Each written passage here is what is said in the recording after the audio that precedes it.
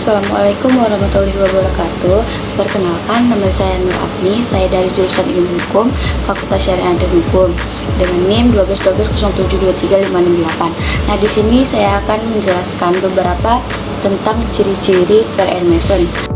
Nah, fair Mason itu adalah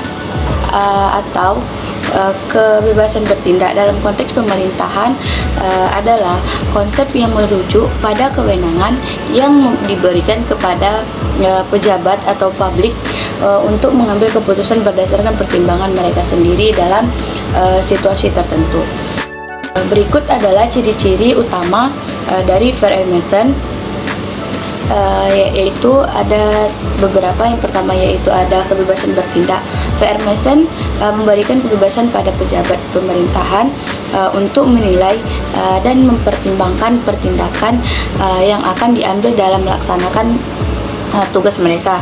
Ini berarti bahwa mereka tidak terikat secara ketat oleh peraturan perundang-undangan dalam setiap situasi, memungkinkan mereka untuk beradaptasi dengan kebutuhan yang berubah-ubah dalam masyarakat. Nah, yang kedua yaitu berdasarkan prinsip kesejahteraan. Konsep ini muncul dalam konteks negara kesejahteraan, di mana pemerintahan memiliki tanggung jawab untuk memastikan kesejahteraan masyarakat. Oleh karena itu, penggunaan fair and Mason harus diarahkan untuk memberikan pelayanan yang terbaik kepada warga negara. Kepatuhan terhadap hukum. Meskipun memberikan kebebasan, penggunaan fair and Mason tetap harus mematuhi prinsip-prinsip hukum yang berlaku, baik hukum tertulis maupun tidak tertulis. Ini penting untuk memecahkan penyalahgunaan wewenang dan memastikan bahwa keputusan yang diambil tidak merugikan kepentingan publik. Pengawasan dan akuntabilitas. Untuk mencegah kesewenang-wenangan, tindakan yang diambil berdasarkan fair Mason harus diawasi melalui mekanisme kontrol yudisial, politik, dan administratif. Ini termasuk tanggung jawab pejabat pemerintah atas keputusan yang diambil jika terbukti melanggar hukum atau merugikan masyarakat. Fair Mason mencakup beberapa aspek penting dalam konteks administrasi pemerintahan. Yang pertama yaitu kebebasan bertindak.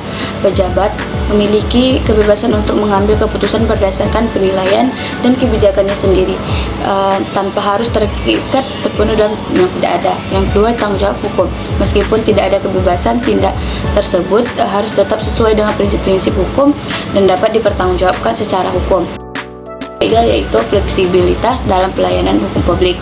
Fair and Mason memungkinkan dan pejabat untuk menyesuaikan tindakan mereka dengan kebutuhan masyarakat yang beragam dan situasi yang mendesak. Yang pertama yaitu diskresi administrasi, kewenangan untuk mengambil keputusan dalam menjalankan tugas administratif. Yang kedua yaitu diskresi kebijakan, kewenangan untuk menetapkan kebijakan publik yang tidak diatur spesifik oleh hukum. Yang ketiga ada diskresi penegakan hukum, kewenangan untuk menentukan tindakan hukum berdasarkan situasi yang ada. Fair Mason memberikan kekecewaan dalam mengambil keputusan untuk memenuhi kebutuhan masyarakat.